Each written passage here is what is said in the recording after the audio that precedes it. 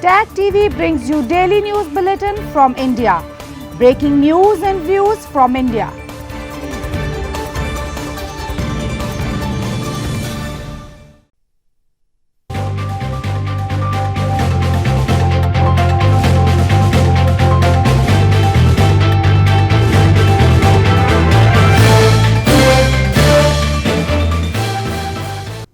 Good evening. Welcome to South Asia Newsline. I'm Surabhi Sharma.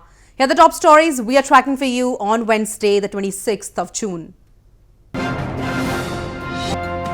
US Secretary of State Pompeo vows close cooperation with India. Terrorists neutralize an encounter in India's Jammu and Kashmir.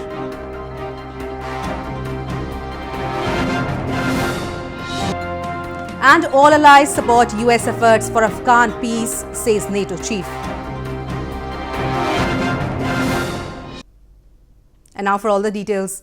US Secretary of State Mike Pompeo on Wednesday met Indian Prime Minister Narendra Modi and Foreign Minister S. Jaishankar in New Delhi to bolster Indo-US ties. The visit comes ahead of a meeting between US President Donald Trump and Prime Minister Narendra Modi on the sidelines of G20 summit in Japan this week.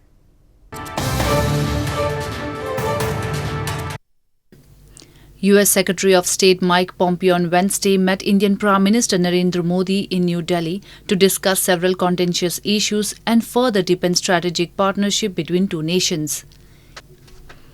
His meeting comes ahead of a meeting between US President Donald Trump and Prime Minister Narendra Modi on the sidelines of G20 summit in Japan's Osaka this week. Pompeo, who arrived on a 3-day state visit to India, also met Foreign Minister S. Jaishankar and held detailed discussion on a number of bilateral and global issues including terrorism, trade relations and situation in the Gulf. Both the leaders later addressed a joint press conference during which Pompeo pledged close cooperation with India. We didn't discuss the lifting of that. What we agreed we would do was we'd go work through the problem set. That we'd go, there are tariffs and counter tariffs, and we said we're going to do our best to make sure that all the right people get in all the right places and work through these problem sets so that we can get out of this and get on with the business of growing each of our two economies. For us, it is important that any global energy supplies remain predictable, that they remain affordable. And I think that's a concern to which Secretary Pompeo was certainly very, very receptive. I think he understands that this is today the world's 5th largest economy, which imports 85% of its energy, a large part of it from the Gulf. So I think he certainly gets, I guess I'm speaking for him, but I think looking at his face, he certainly gets what our interests are. Earlier in the day, Pompeo also met India's National Security Advisor or NSA Ajit Doval and discussed various aspects of bilateral relationship. This is the first high-level engagement between India and US and comes at a time when both the countries have differences in several issues, including trade and the situation arising out of the US sanctions on buying oil from Iran. A terrorist was gunned down by security forces in an encounter in Pulwama district of India's northern Jammu and Kashmir province on Wednesday. This came 3 days after 4 terrorists were neutralized in a similar gunfight in Shopian district of the province. Security forces on Wednesday gunned down a terrorist in an encounter in Pulwama district of India's northern Jammu and Kashmir province. The encounter broke out after a coordinated search operation was launched by security forces in a forest area of Tral in Pulwama district. As the search operation was underway, the hiding terrorists fired at the search party. In the ensuing gunfight, 1 terrorist was killed, police said. This comes after Indian security forces killed 4 terrorists in a gunfight in Shopian district of India's Jammu and Kashmir on Sunday. India has long blamed neighbouring Pakistan of arming and infiltrating terrorists from across the border to mount attacks on Indian soil. Pakistan, however, denies the allegations. Moving on, tourist footfall continues to decline in Pakistan-administered Kashmir due to apathy of the government. Locals blame tourism sector in the region has failed to realize its true potential under the illegal occupation of Pakistan.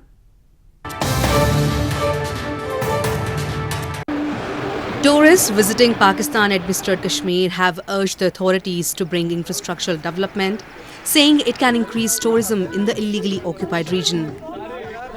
Best out with stunning sights of mountains and a variety of flora and fauna, Pakistan-administered Kashmir is a potential tourist destination. But locals blame that while Pakistan continues to exploit the natural resources, it does not allocate any funds for improving the social infrastructure in the backward region. यहाँ पे हम लोगों ने रास्ते में कई सारे ऐसे स्प्रिंग्स देखे हैं, रास्ते में रिवर्स देखे हैं, माउंटेन्स देखी हैं. बड़ा टूरिज़म के हवाले से ये इलाका जो है, तो इसको थोड़ा सा अगर इसमें डेवलपमेंट की जाए तो ये मज़ीद बेहतर यहाँ पे टूरिज़म को प्रमोट किया जा सकता है. जैलम वैली में हम पहली दफ़ा आ रहे थे, तो यहाँ आके बहुत अच्छा फील हुआ है. यहाँ पे बहुत घने जंगलात हैं और माउंटेनियस एरियाज़ हैं. टेम्परेचर यहाँ का बहुत ज़्यादा मुतज़िल है, आबो हवा भी बहुत ज़्यादा अच्छी है. Pakistan, which illegally annexed Pakistan-administered Kashmir 6 decades ago, continues to deny basic amenities to the people. With no development and rights to live a dignified life, unemployment in the region has also surged, forcing the youth to do petty jobs for survival. In news from Afghanistan, the presidential elections in Afghanistan are scheduled to be held on September 28th. After the Supreme Court approved the extension of President Ashraf Ghani's tenure until the upcoming polls, rival candidates have once again challenged the legitimacy of the incumbent government. Afghan President Ashraf Ghani's rival candidates for the upcoming polls on Tuesday once again challenged the legitimacy of the incumbent government. They reiterated the call for the establishment of an interim government in the country so that the elections that are scheduled to take place on September 28 are held in a free and transparent way. Ghani's election rivals, who now operate under the structure of the Council of Presidential Candidates, staged a big gathering in Kabul on Tuesday criticizing him. حکومت نامشروع است، ظالم است و مفسد است. اگر این حکومت ادامه پیدا بکنه کارش به صورت غیر قانونی این انتخابات و صلح را در کشور با خطر روبرو ساخته و بی اتفاقی را در کشور بیشتر می سازد. The presidential palace rejected the allegations as baseless and instead accused Ghani's rivals of violating the law by organizing election campaign ahead of the timeline. This comes after the Supreme Court of Afghanistan in April approved the extension of Ghani's tenure until the upcoming presidential elections. Meanwhile, the candidates suggest a caretaker government, which according to them will prevent the power gap. NATO Secretary-General Jens Stoltenberg has reiterated that all allies support ongoing US efforts for peace in Afghanistan. This comes as the next round of US-Taliban talks are scheduled to be held in Doha on June 29th.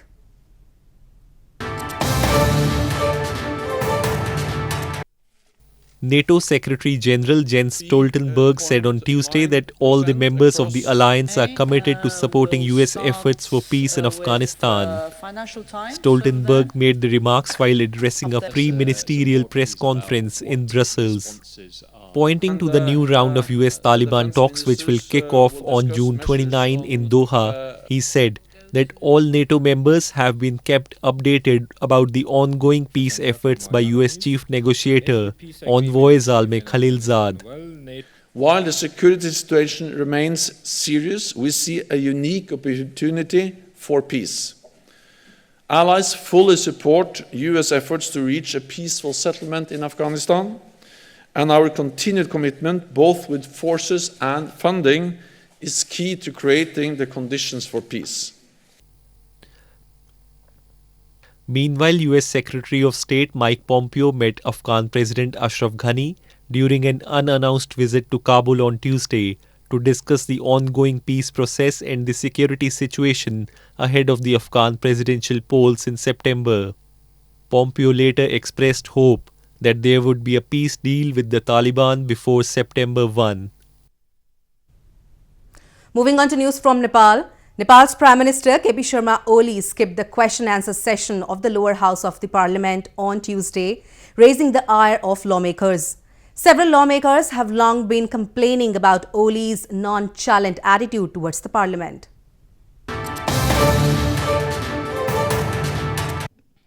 Several lawmakers in Nepal have long been complaining about Prime Minister KP Sharma Oli's nonchalant attitude towards the parliament. However, after Oli skipped the question-answer session of the House of Representatives or lower house of the parliament, citing busy schedule on Tuesday, lawmakers were left riling with his absence. An opposition party lawmaker said that Prime Minister Oli is increasingly becoming negligent in the duties towards the parliament. Oli was supposed to answer lawmakers' questions on allocation of next fiscal year's budget for the office of the Prime Minister and Council of Ministers and the National Planning Commission's Secretariat, among others. Nepal's Finance Minister Yuvraj Khatiwada answered questions raised by lawmakers in Oli's absence. Oli has not attended proceedings of the House since June 18th, when he was barred from speaking by the opposition Nepali Congress lawmakers. A car museum dedicated to former Indian racer and designer Sundaram Karivardhan was inaugurated earlier this week in India's southern Coimbatore city. The museum aims to give young engineers exposure to Karivardhan's designs and learn from them.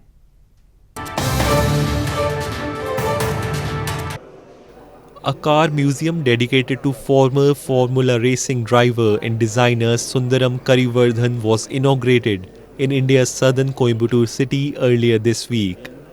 Cars built and raced by Karivardhan were unveiled during the inauguration of a section of the museum in his memory. Sipani Dolphin, McDowell 1000 and Formula single-seater cars were among some of those on display. Unveiling of a dedicated section towards the great man himself, the legendary S. Karivardhan. He's been instrumental in getting the Formula Maruti, which helped a generation of young drivers to get into the sport in India, like myself. He was a genius, he was an engineer who invented, created and raced cars with passion. So the cars which you see here today are very unique and have got unique solutions inside. So the reason for putting these cars is for the young engineers, aspiring engineers who are now learning, going to college. The museum aims to let young engineers get exposure to Karivardhan's designs and learn from them. Considered to be the pioneer of Indian motorsports, Karivardhan was killed in 1995 while flying a trainer aircraft. He was the designer of the open-wheel class Formula Maruti car. A cultural and traditional music event was organized in India's Dudhpatri recently to attract scores of visitors to the hill station. Professional artists performed live at the event, which enthralled the audiences. A first-of-its-kind cultural and traditional musical show was organized in Dudhpatri Hill Station of India's northern Jammu and Kashmir province recently. Professional artists at the open-air event gave live performances of Sufiana music and folk dance that enthralled scores of visitors. Paintings were also put on display during the event.